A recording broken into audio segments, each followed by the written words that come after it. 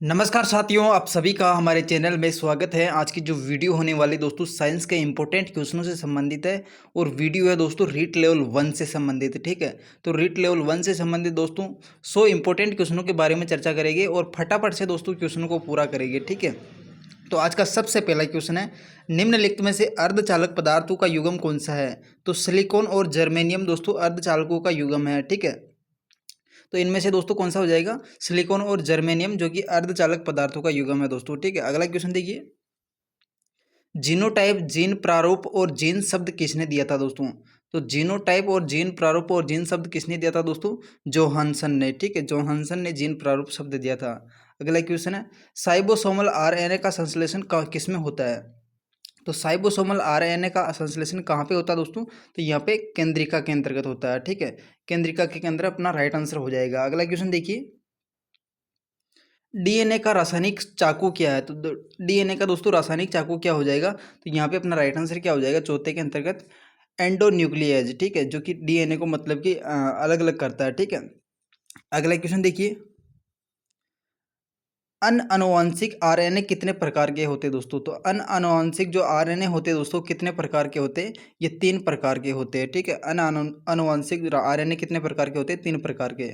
B DNA दोस्तों किस प्रकार के कुंडलीकृत होते हैं? तो दोस्तों बी डीएनए जो किस प्रकार के कुंडलीकरण होते हैं दोस्तों? तो ये दक्षिणावर्ती होते हैं। ठीक है, अगला क्वेश्चन है, डीएनए के हाइड्रोजन बंधु को तोड़ने वाला एंजाइम कौन सा है दोस्तों? तो डीएनए के अंदर जो हाइड्रोजन बंध होता है दोस्तों, उनको तोड़ने का कार्य कौन करता है? तो यहाँ पे अपना राइट आंसर क्या हो जाएगा दोस्तों? हेलिकेज। ठीक है, हेलिकेज के द्वारा डीएनए के बंधु को तोड़ने का कार्य करता है। तो वह पदार्थ जो दो पीढ़ियों के मध्य संयोजी कड़ी का कार्य करता है। तो दोस्तों दो पीढ़ियों के मध्य संयोजी का कार्य करने वाला कौन सा पदार्थ हो जाएगा? डीऑक्सीराइबो न्यूक्लिक अम्ल। ठीक है, जो कि डीएनए के नाम से जाना जाता है। अगला क्वेश्चन है, डीएनए रिपेयरिंग किसके द्वारा की जाती है? तो डीएनए रिपेयरिंग किसके द्वारा की जाती है दोस्तों? तो यहाँ पे अपना राइट आंसर क्या हो जाएगा? DNA polymerase. ठीक है, डीएनए पॉलीमरेज अपना राइट आंसर हो जाएगा। डीएनए रिपेयरिंग की जाती है इनके द्वारा। अगला क्वेश्चन है, प्रोटीन संश्लेषण के दौरान कौन से आरएनए द्वारा डीएनए से सूचनाएं लाई जाती है? तो दोस्तों डीएनए से दोस्तों कौन से आरएनए के द्वारा सूचनाएं लाई जाती है? तो यहाँ पे मैसेंजर आरएनए के द्वारा सूचनाएं लाई जाती है डीएनए तक। ठीक है, अगला क्वेश्चन है, आनुवंशिक सूचनाएं केंद्रक से कोशिका द्रव्य में किसके द्वारा स्थानांतरित की जाती है? तो दोस्तों जो आनुवंशिक सूचनाएं होती है तो केंद्रक से कोशिका द्रव्य में किसके द्वारा स्थानांतरित की जाती है?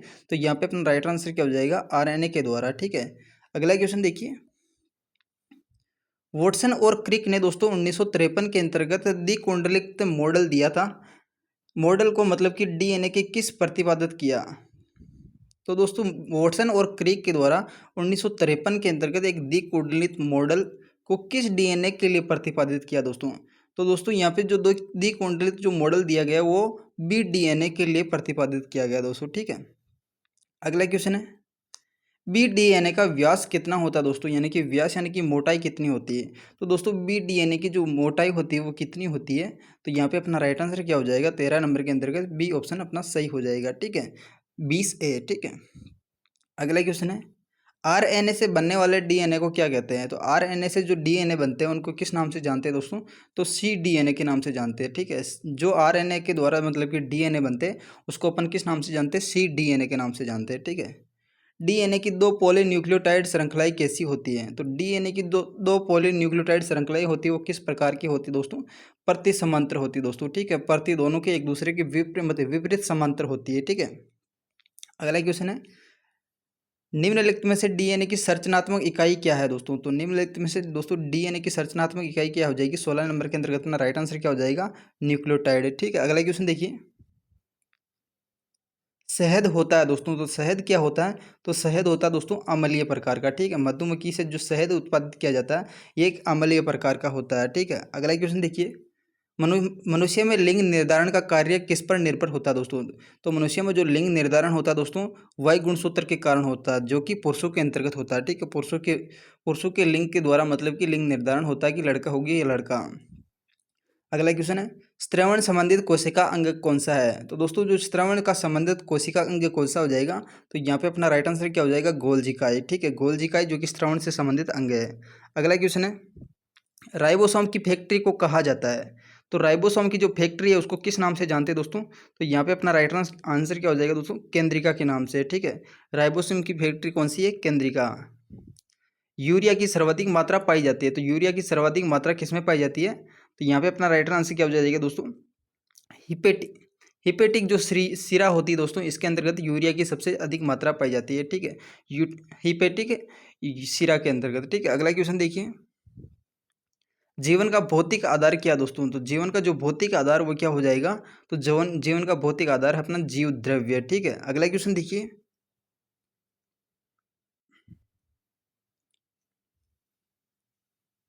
निम्न में से किस में केंद्रक अनुपस्थित रहता है दोस्तों? तो केंद्र किसके अंतर्गत अनुपस्थित रहता है? तो यहाँ पे अपना राइट आंसर क्या हो जाएगा दोस्तों? आरबीसी के अंतर्गत दोस्तों केंद्रक अनुपस्थित रहता है, ठीक है। आरबीसी के अंतर्गत केंद्रक अनुपस्थित रहता है, रेड रेड ब्लड सेल के अंतर्गत दोस्तों केंद्रक अनुपस्थित रहता है।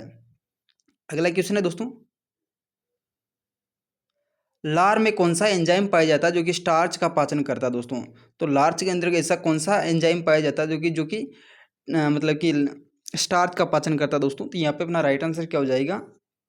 टाइलिन, ठीक है। लायर लायर के अंतर्गत दोस्तों टाइलिन एंजाइम पाया जाता है जो कि स्टार्च का पाचन करता है दोस्तों। अगला क्वेश्चन है, पित्त रस का निर्माण कहाँ पे होता है? तो ये दोस्तों पित्त रस का निर्माण कहाँ पे होता है? यकृत के अंतर्गत पित्ताशय के अंतर्गत होता है, ठीक है। यकृत के अंतर्गत दोस्तों पित्ताशय होता है, उसके अंतर्गत होता है, ठीक है। अगला क्वेश्चन है, निम्न में से किस अंग में दोस्तों भोजन सर्वाधिक समय तक रुकता है? तो दोस्तों यहाँ पे भोजन सर्वाधिक किस कहाँ पे रुकता है? तो यहाँ पे आमाशय में दोस्तों 4-5 घंटे तक दोस्तों ये भोजन रुकता है, ठीक है। अगला क्वेश्चन देखिए, निम्न में से कौन सी मिश्रित ग्रंथि है दोस्तों? तो यहाँ पे मिश्रित ग्रंथि कौन सी हो जाएगी दोस्तों? अग्नाशय ग्रंथि है जो कि अंतःस्रावी और दोस्तों बहिस्रावी ग्रंथि की श्रेणी में आती है दोस्तों, मिश्रित ग्रंथि कहलाती है, ठीक है। अगला क्वेश्चन है, आहार नाल के कौन से भाग में भोजन का पाचन नहीं होता दोस्तों? तो यहाँ पे अपना राइट आंसर क्या हो जाएगा दोस्तों? कौन सी जगह पे पाचन नहीं होता दोस्तों? तो यहाँ पे बड़ी आंत के अंतर्गत दोस्तों पाचन नहीं होता, केवल यहाँ पे पानी का अवशोषण होता है दोस्तों, ठीक है, पाचन नहीं होता है। अगला क्वेश्चन है, निम्नलिखित में से कौन सा कोशिकांग दोहरी झिल्ली परिबंध होता है दोस्तों? तो दोहरी झिल्ली परिबंध कौन सा कोशिकांग होता है दोस्तों? तो माइटोकॉन्ड्रिया भी दोस्तों दोहरी मतलब कि झिल्ली से परिबंध होता है, केंद्रक भी होता है और हरितलक भी होता है, यानी कि उपरोक्त सभी अपना राइट आंसर हो जाएगा, ठीक है। अंतःकरण में दोस्तों अर्धवर्ताकार नलिकाओं की संख्या कितनी होती है? तो दोस्तों जो कर्ण के अंतर्गत दोस्तों जो अंतःकरण होती है उसमें अर्धवर्ताकार नलिकाएं होती है, कितनी होती है दोस्तों? तो ये 3 होती है, ठीक। अगला क्वेश्चन देखिए, शरीर का प्रथम संदेशवाहक किसे कहा जाता है? तो शरीर का जो प्रथम संदेशवाहक किसे कहा जाता है दोस्तों? तो यहाँ पे अपना राइट आंसर क्या हो जाएगा? तो यहाँ पे अपना राइट आंसर है दोस्तों हार्मोन को, ठीक है, जो कि प्रथम संदेशवाहक कहा जाता है। अगला क्वेश्चन है, शरीर की सबसे बड़ी अंतःस्रावी ग्रंथि कौन सी है? तो शरीर की सबसे बड़ी अंतःस्रावी ग्रंथि कौन सी हो जाएगी? थायराइड ग्रंथि है, ठीक है। थायराइड ग्रंथि शरीर की सबसे बड़ी अंतःस्रावी ग्रंथि है। बोलने, देखने और सुनने सूंघने की आदि क्रियाओं का नियमन कौन से मस्तिष्क के अंतर्गत होता है? तो दोस्तों बोलने, सुनने और देखने की जो क्रियाएं हो दोस्तों, इनका जो सवनीय या नियमन होता है दोस्तों, कौन से मस्तिष्क में होता है? तो यहाँ पे अपना राइट आंसर क्या हो जाएगा? मस्तिष्क के अंतर्गत, ठीक है। अगला क्वेश्चन देखिए, कीटों का बाह्य कंकाल बना होता है, तो कीटों का जो बाह्य कंकाल बना होता है वो किस चीज़ का बना होता है दोस्तों? तो यहाँ पे अपना राइट आंसर क्या हो जाएगा? काइटिन का, ठीक है। कीटों के अंदर जो बाह्य कंकाल बना रहता है वो काइटिन का बना रहता है। अगला क्वेश्चन देखिए, दूध में कौन सी शर्करा पाई जाती है? तो दूध में दोस्तों कौन सी शर्करा पाई जाती है? तो यहाँ पे अपना राइट आंसर क्या हो जाएगा दोस्तों? लैक्टोज जो शर्करा है दूध के अंतर्गत पाई जाती है, ठीक है। अगला क्वेश्चन देखिए, पादपों का संचित ईंधन ईंधन किसे कहा जाता है? तो पादपों में जो संचित ईंधन होता है दोस्तों वो किसे कहा जाता है? तो यहाँ पे अपना राइट आंसर क्या हो जाएगा? स्टार्च को दोस्तों पादपों का संचित ईंधन कहते हैं, ठीक है। अगला क्वेश्चन है, सर्वाधिक प्रोटीन किस में पाया जाता है? तो दोस्तों सर्वाधिक जो प्रोटीन पाया जाता है तो यहाँ पे किस में पाया जाता है? तो सोयाबीन के अंतर्गत दोस्तों सर्वाधिक प्रोटीन पाया जाता है, ठीक है। अगला क्वेश्चन कौन सा है, कौन से पोषक पदार्थ के उत्सर्जी पदार्थ के रूप में यूरिया बनता है दोस्तों?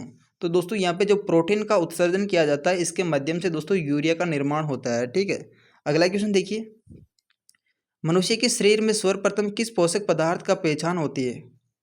तो दोस्तों यहाँ पे अपना राइट आंसर क्या हो जाएगा? मनुष्य के शरीर में सर्वप्रथम किस पोषक पदार्थ की पाचन होता है दोस्तों? तो सर्वप्रथम जिस पदार्थ का पाचन होता है वो कौन सा है दोस्तों? तो यहाँ पे अपना राइट आंसर क्या हो जाएगा? 39 के अंतर्गत ए ऑप्शन, यानी कि स्टार्च का सबसे पहले पाचन होता है, ठीक। अगला क्वेश्चन देखिए, विटामिन सी सर्वाधिक मात्रा में प्राप्त होती है, तो विटामिन सी सर्वाधिक मात्रा में कहाँ पे किससे प्राप्त होती है? तो दोस्तों यहाँ पे विटामिन सी संतरा से प्राप्त होती है, नींबू से प्राप्त होती है, कच्चे आम से प्राप्त होती है, लेकिन सर्वाधिक जो प्राप्त होती है वो आंवले से प्राप्त होती है, ठीक है। अगला क्वेश्चन देखिए, लोहे का मुख्य स्रोत कौन सा है? तो लोहे का जो मुख्य स्रोत है वो कौन सा हो जाएगा दोस्तों? हरी पत्तेदार जो सब्जियां होती हैं इनमें दोस्तों लोहे का सर्वाधिक स्रोत है। ठीक है, अगला क्वेश्चन है, मक्के में कौन सा विटामिन अनुपस्थित रहता है दोस्तों? अनुपस्थित की बात करें दोस्तों, अनुपस्थित कौन सा रहता है? B5। ठीक है, B5 इसके अंतर्गत उपस्थित नहीं रहता, बाकी B1 B3 और B12 दोस्तों इसके अंतर्गत उपस्थित रहता है मक्के के अंतर्गत। ठीक है, अगला क्वेश्चन है, मोटर गाड़ियों में बैटरियां विद्युत अपघट्य के रूप में प्रयुक्त होती है। तो मोटर जो गाड़ियां हैं दोस्तों इनमें जो बैटरियां होती है विद्युत अपघट्य के रूप में कौन सा पदार्थ होता है? तो यहाँ पे सल्फ्यूरिक अम्ल होता है, यानी कि H2SO4 होता है। ठीक है, अगला क्वेश्चन है, एल्यूमिनियम धातु का मुख्य अयस्क कौन सा है? तो दोस्तों एल्यूमिनियम जो धातु है इसका मुख्य अयस्क कौन सा है? तो एल्यूमिनियम का दोस्तों मुख्य अयस्क है एल्यूमिना। ठीक है, एल्यूमिनिया Al2O3। ठीक है, या बॉक्साइड का इसको दूसरा नाम क्या है दोस्तों? बॉक्साइड है। ठीक है, Al2O3 2H2O। ठीक है, अगला क्वेश्चन है, दृष्टि विस्मयता दृष्टि दोष से कौन से लेंस का उपयोग किया जाता है? तो दोस्तों जो ये दृष्टि विस्मयता है इसके लिए कौन सा लेंस यूज में किया जाता है? तो यहाँ पे अपना राइट आंसर क्या हो जाएगा? बेलनाकार लेंस का यूज किया जाता है। ठीक है, दृष्टि विस्मयता के लिए कौन सा लेंस? बेलनाकार लेंस। अगला क्वेश्चन है, ठोस पदार्थों में ऊष्मा का संचरण किस विधि से होता है? तो दोस्तों जो ठोस पदार्थ होते हैं उसमें ऊष्मा का संचरण किस विधि से होता है? तो यहाँ पे अपना राइट आंसर क्या हो जाएगा? चालन विधि से। ठीक है, चालन विधि के द्वारा ठोस पदार्थों में ऊष्मा का संचरण होता है। अगला क्वेश्चन है, द्रव्य एवं गैसों में ऊष्मा का संचरण किस विधि से होता है दोस्तों? तो द्रव्य और गैसों में जो ऊष्मा का संचरण होता है दोस्तों वो किस विधि से होता है? तो यहाँ पे अपना राइट आंसर क्या हो जाएगा? द्रव्य और गैसों के अंतर्गत संवहन विधि से होता है, और ठोस पदार्थों में दोस्तों चालन से होता है। ठीक है, अगला क्वेश्चन देखिए, सूर्य पर पदार्थ किस अवस्था में उपस्थित रहता है दोस्तों? सूर्य में जो पदार्थ होता है दोस्तों किस अवस्था में रहता है? तो यहाँ पे अपना राइट आंसर क्या हो जाएगा? प्लाज्मा के अंदर, प्लाज्मा की अवस्था में रहता है। ठीक है, परमाणु बम यानी कि नाभिकीय बम किस अभिक्रिया पर आधारित होता है? तो दोस्तों यहाँ पे अपना राइट आंसर क्या हो जाएगा?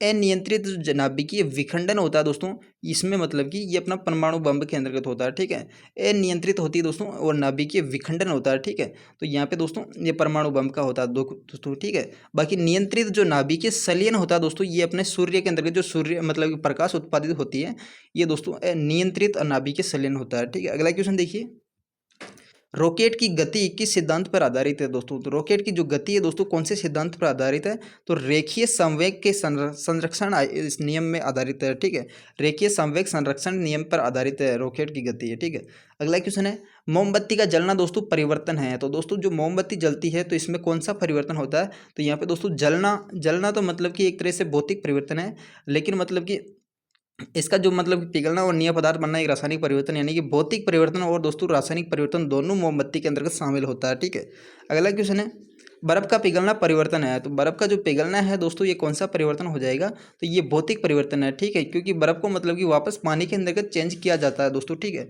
और वापस बर्फ में भी वापस बदला जा सकता है, इसके लिए दोस्तों ये मतलब कि भौतिक परिवर्तन है। ठीक है, लोहे पर जंग लगने के लिए आवश्यक है। तो दोस्तों लोहे के लिए जंग लगने के लिए जो कौन सी चीज़ आवश्यक है? एक तो जल की आवश्यकता होती है, एक ऑक्सीजन की आवश्यकता होती है। तो ऑक्सीजन और जल की उपस्थिति में दोस्तों लोहे पर जंग लगता है। ठीक है, अगला क्वेश्चन है, जंग का रासायनिक सूत्र कौन सा है? तो जंग का दोस्तों रासायनिक सूत्र कौन सा हो जाएगा? 54 के अंतर्गत अपना राइट आंसर क्या है? फेरस ऑक्साइड है। ठीक है, फेरस ऑक्साइड और दोस्तों जल। ठीक है, 10H2O। ठीक है, जंग का रासायनिक सूत्र है। अगला क्वेश्चन है, पारा मरकरी मुख्यतः किस अयस्क से प्राप्त होता है? तो पारा जो मरकरी है दोस्तों, पारा को अपन मरकरी के नाम से भी जानते हैं, ये मुख्यतः किस अयस्क से प्राप्त होता है? तो ये सिनेबार से होता है। ठीक है, HgS के द्वारा मतलब कि पारा या मरकरी प्राप्त होता है। अगला क्वेश्चन देखिए, लोहे को जंग रोधक बनाने के लिए उस पर जस्ते की परत चढ़ाई जाती है।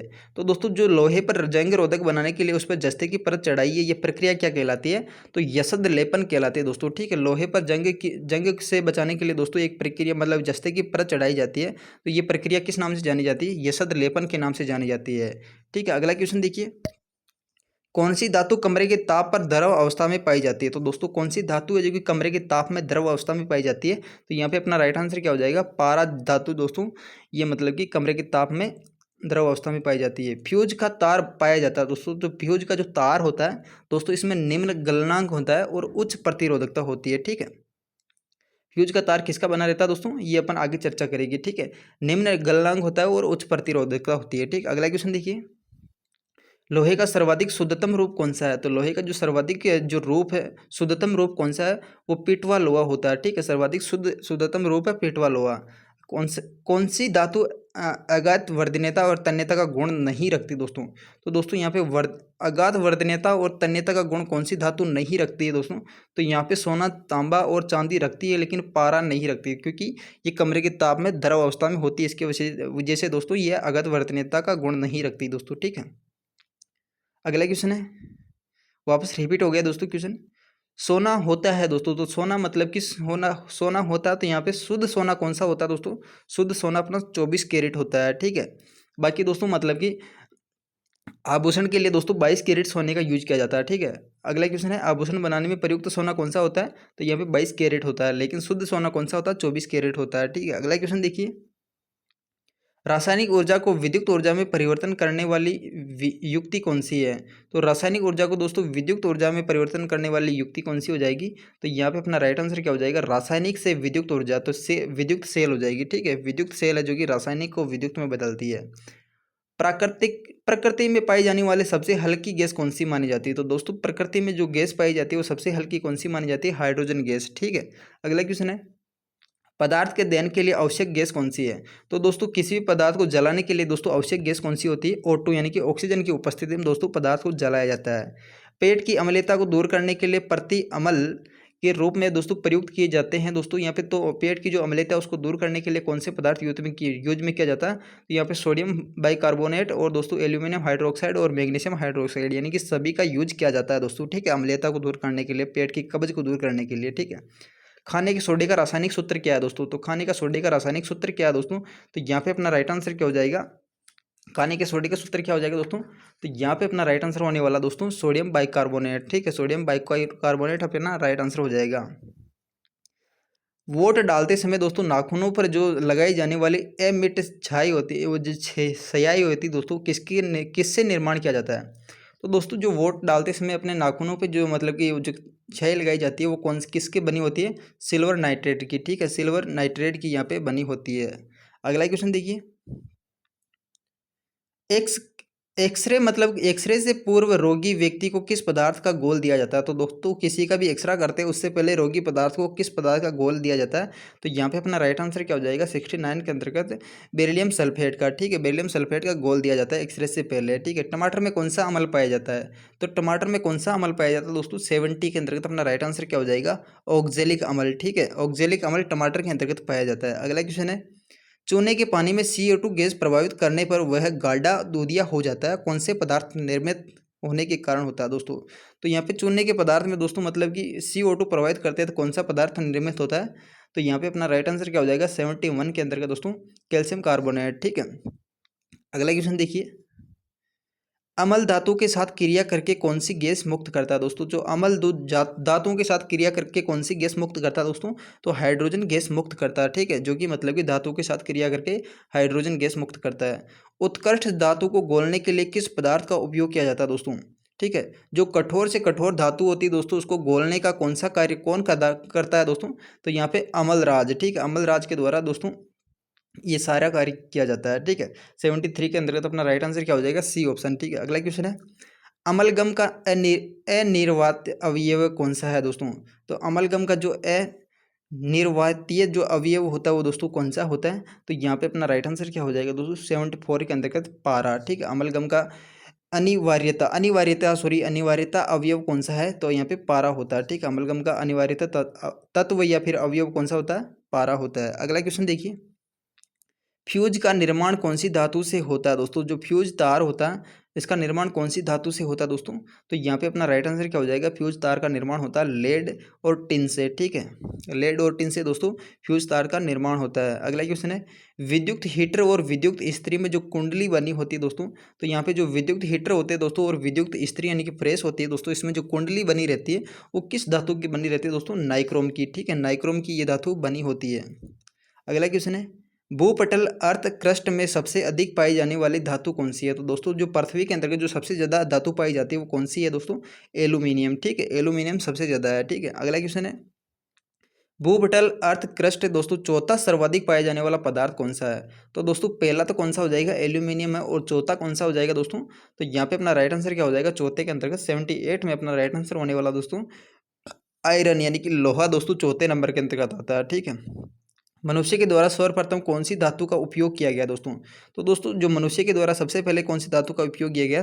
तांबा का। ठीक है, अगला क्वेश्चन देखिए, तांबा का सबसे पहले उपयोग किया गया मनुष्य के द्वारा। अगला क्वेश्चन है, विद्युत मोटर की कुंडलियां बनी होती है दोस्तों, जो विद्युत मोटर की जो कुंडलियां बनी रहती है वो किसकी बनी रहती है दोस्तों? तो यहाँ पे अपना राइट आंसर क्या हो जाएगा? 80 के अंतर्गत ए ऑप्शन यानी कि तांबे की बनी होती है। ठीक है, विद्युत मोटर किसकी बनी होती है? तांबे के तारों की। ठीक, अगला क्वेश्चन है, जब प्रकाश किरण एक माध्यम से दूसरे माध्यम में प्रवेश करती है तो निम्न परिवर्तन नहीं होता है दोस्तों। तो प्रकाश एक एक माध्यम से दूसरे माध्यम में प्रवेश करती है दोस्तों, किस में परिवर्तन नहीं होता है? तो दोस्तों वेग में परिवर्तन होता है क्या? वेग में परिवर्तन होता है क्या? वेग में परिवर्तन होता है। ठीक है, तरंग दैर्घ्य में परिवर्तन होता है, लेकिन आवर्ती में कोई परिवर्तन नहीं होता है। अगला क्वेश्चन देखिए, मनुष्य में मेरु तंत्रिकाओं की संख्या पाई जाती है। तो मनुष्य में जो मेरु तंत्रिकाओं की संख्या कितनी पाई जाती है? 31 जोड़ी दोस्तों मेरु तंत्रिकाओं की संख्या पाई जाती है मनुष्य के अंदर का। ठीक है, अगला क्वेश्चन है, शरीर की कौन सी ग्रंथि रोग प्रतिरोधक क्षमता से संबंधित है दोस्तों? रोग प्रतिरोधक क्षमता से संबंधित कौन सी ग्रंथि है दोस्तों? तो यहाँ पे अपना राइट आंसर हो जाएगा थाइमस ग्रंथि। ठीक है, रोग प्रतिरोधक क्षमता से संबंधित है। अगला क्वेश्चन है दोस्तों, प्रथम प्रतिजैविक औषधि पेनिसिलियम का निर्माण किसने किया था? तो किया था दोस्तों। तो यहाँ पे दोस्तों प्रथम जो जैविक औषधि है पेनिसिलियन, तो इसका निर्माण मतलब कि किसके द्वारा किया गया? तो ये कवक के अंतर्गत, कवक के द्वारा किया गया, यानी कि फंजाई से किया गया। ठीक है, कवक या फंजाई से दोस्तों पहली औषधि का निर्माण किया गया, पहली पेनिसिलियम का। ठीक, अगला क्वेश्चन देखिए, क्षय रोग के लिए उपयुक्त परीक्षण कौन सा है? तो क्षय रोग होता है, उसको जो उपयुक्त परीक्षण होता है दोस्तों, ये कौन सा परीक्षण होता है? तो यहाँ पे अपना राइट आंसर क्या हो जाएगा? 85 के अंतर्गत दोस्तों बी ऑप्शन यानी कि मॉन्टेक्स परीक्षण द्वारा दोस्तों क्षय रोग का प्रयुक्त परीक्षण किया जाता है। ठीक है, अगला क्वेश्चन है, निम्नलिखित में से कौन सा संक्रमित रोग एसटीडी है दोस्तों? तो यहाँ पे संक्रमित रोग, यौन संक्रमित रोग कौन सा है दोस्तों? तो यहाँ पे अपना राइट आंसर क्या हो जाएगा? यौन संक्रमित यानी कि एसटीडी जो रोग है, एक तो गोनेरिया दोस्तों मतलब कि संक्रमित, यौन संक्रमित है, फिर सिफिलिस दोस्तों और एड्स, ये तीनों के तीनों रोग दोस्तों यौन संक्रमित रोग कहलाते हैं। ठीक है, अगला क्वेश्चन देखिए, आहार नाल का सबसे बड़ा भाग कौन सा है? तो आहार नाल का जो सबसे बड़ा भाग कौन सा है दोस्तों? छोटी आंत है दोस्तों। ठीक है, जो छोटी आंत सबसे लंबी होती है। ठीक, अगला क्वेश्चन देखिए, दूध से दही, दही बनने के निर्माण में दोस्तों प्रयुक्त एंजाइम कौन सा है? तो दोस्तों जो दूध से दही बनने का जो निर्माण करने वाला एंजाइम कौन सा है? तो लैक्टोबैसिलस जीवाणु। ठीक है, लैक्टोबैसिलस जो जीवाणु होता है, ये दूध से दही बनाने का कार्य करता है। ट्यूबलाइट में कौन सा पदार्थ भरा होता है दोस्तों? तो ट्यूबलाइट में कौन सा पदार्थ भरा रहता है? तो ऑर्गन गैस भरी रहती है दोस्तों, और पारा धातु की वाष्प भरी रहती है। ठीक है, एक तो ऑर्गन गैस है, एक पारा धातु की जो वाष्प होती है दोस्तों, ये ट्यूबलाइट के अंतर्गत भरी जाती है। ठीक है, अगला क्वेश्चन देखिए, मौसम संबंधित जानकारी में प्रयुक्त गुब्बारों में कौन सी गैस भरी रहती है? तो मौसम संबंधित जो गुब्बारे रहते हैं दोस्तों, इनमें मतलब कि कौन सी गैस भरी रहती है? तो यहाँ पे अपना राइट आंसर क्या हो जाएगा दोस्तों? हीलियम गैस इनके अंतर्गत भरी रहती है। ठीक है, अगला क्वेश्चन देखिए, प्रकृति में कौन सी दुर्लभ गैस मतलब कि सर्वाधिक यौगिक बनाने में काम में लिए जाती है? तो प्रकृति के अंतर्गत कौन सी ऐसी दुर्लभ गैस है दोस्तों जो कि सर्वाधिक यौगिक पाए जाते हैं? तो दोस्तों जिनोन जो गैस है, जिनोन एक्स ई यानी कि जिनोन जो गैस है दोस्तों, ये दुर्लभ गैस है एक तरह की, और सर्वाधिक यौगिकों में पाई जाती है। ठीक है, अगला क्वेश्चन देखिए, वायुयानों के टायरों में आधुनिक समय में कौन सी गैस प्रयुक्त की जाती है? तो ये दोस्तों जो वायुयान होते हैं इनके अंतर्गत जो टायरों के अंतर्गत कौन सी गैस भरी जाती है? तो दोस्तों जैसे एरोप्लेन वगैरह जो इनके टायर होते हैं, इनमें दोस्तों कौन सी गैस भरी जाती है? तो हीलियम गैस भरी जाती है। ठीक है, अगला क्वेश्चन देखिए, जल की अस्थायी कठोरता उत्पन्न होती है दोस्तों कैल्शियम व मैग्नीशियम के कारण है। ठीक है, तो दोस्तों जो जल में अस्थायी कठोरता उत्पन्न होती है, तो कैल्शियम और मैग्नीशियम के कौन से मतलब कि वो होते हैं सल्फेट? तो या सल्फेट या कार्बोनेट या क्लोराइड या दोस्तों नाइट्रेट। तो दोस्तों यहाँ पे कैल्शियम और मैग्नीशियम के जो बाइकार्बोनेट होते हैं दोस्तों, इनके माध्यम से जल में अस्थायी कठोरता उत्पन्न होती है। ठीक है, 93 के अंतर्गत अपना राइट आंसर क्या हो जाएगा? ए ऑप्शन सही हो जाएगा, बाइकार्बोनेट, जो कि कैल्शियम और मैग्नीशियम के जो बाइकार्बोनेट होते हैं दोस्तों, इनके द्वारा जल में अस्थायी कठोरता उत्पन्न होती है। अगला क्वेश्चन है, जल में जो अस्थायी जल की अस्थायी मतलब कि दोनों कठोरताओं को दूर करने के लिए प्रयुक्त किया जाने वाला कौन सा पदार्थ है? तो दोस्तों जो जल में मतलब कि अस्थायी कठोरता बन जाती है, वो किसके कारण बनती है? तो यहाँ पे अपने ऊपर चर्चा की थी दोस्तों, एल्यूमिनियम और कैल्शियम के बाइकार्बोनेट होते हैं, इनके द्वारा जल में अस्थायी मतलब कि कठोरता उत्पन्न हो जाती है। तो इनको बाइकार्बोनेट के द्वारा, सोडियम कार्बोनेट के द्वारा इनकी अस्थायी कठोरता को दूर किया जाता है। ठीक है, अगला क्वेश्चन है, निम्न में से कौन सा हाइड्राइड का उपयोग मसाल बनाने में किया जाता है। तो दोस्तों कौन सा हाइड्राइड है जिनका मसाल बनाने में उपयोग किया जाता है? तो यहाँ पे अपना राइट आंसर क्या हो जाएगा दोस्तों? तो 94 के अंतर्गत दोस्तों अपना राइट आंसर क्या होने वाला है? ए ऑप्शन, यानी कि कैल्शियम हाइड्राइड का। ठीक है, कैल्शियम हाइड्राइड का दोस्तों किसके निर्माण में मसाल बनाने के रूप में प्रयोग किया जाता है? अगला क्वेश्चन है, जल में नमक मिलाने पर दोस्तों उसका क्वथनांक और गलनांक में क्या प्रभाव पड़ेगा? तो दोस्तों जो जल में जो नमक मिलाने पर दोस्तों उसके क्वथनांक और गलनांक में क्या प्रभाव पड़ेगा? तो यहाँ पे अपना राइट आंसर क्या हो जाएगा? यहाँ पे अपना राइट आंसर हो जाएगा दोस्तों 95 के अंतर्गत। यहाँ पे दोस्तों क्वथनांक तो बढ़ेगा, ठीक है। जल में जब नमक मिलाएगी दोस्तों यहाँ पे क्वथनांक बढ़ेगा, यानी कि उसका ताप बढ़ाना पड़ेगा, और दोस्तों इसका गलनांक घटेगा। ठीक है, गलनांक घटेगा यानी कि वो गलेगा जल्दी है। ठीक है, अगला क्वेश्चन देखिए, बर्फ है, बर्फ पर मतलब कि दाब आरोपित करने पर उसका गलनांक किस प्रकार परिवर्तित होगा? तो बर्फ पे दोस्तों जब दाब आरोपित किया जाता है दोस्तों, तो ये मतलब कि किस प्रकार परिवर्तित होगा? तो ये दोस्तों इसका जो घट जाएगा, ठीक है, घटेगा, ठीक है, घट जाएगा, यानी कि मतलब कि बर्फ से ये पानी बनने की रूप में मतलब परिवर्तन हो जाएगा जैसे ही इसमें दाब लगाया जाता है। अगला क्वेश्चन देखिए, 97 के अंतर्गत दोस्तों अपना राइट आंसर क्या होगा? पहले तो निम्नलिखित में सर्वाधिक वाष्प दाब किसका होगा? तो दोस्तों यहाँ पे सर्वाधिक जो वाष्प दाब होता है ये किसका होता है? क्लोरोफॉर्म का होता है। ठीक है, जो बेहोश करने की जो गैस होती है दोस्तों क्लोरोफॉर्म, ये दोस्तों मतलब कि इसका सर्वाधिक दाब होता है। ठीक है, अगला क्वेश्चन है, शराब को पीने के अयोग्य बनाने के लिए दोस्तों उसमें दुर्गंध कारक रूप में क्या मिलाया जाता है? तो दोस्तों कोई शराबी है, उसको शराब छुड़ाने के लिए दोस्तों मतलब कि जो मतलब कि शराब के अंतर्गत अयोग्य, शराब में दोस्तों अयोग्य बनाने के लिए उसमें जो दुर्गंध कारक पदार्थ मिलाया जाता है वो कौन सा है दोस्तों? तो एक तरह से जो मतलब कि शराब छुड़ाने के लिए कौन सी औषधि यूज की जाती है?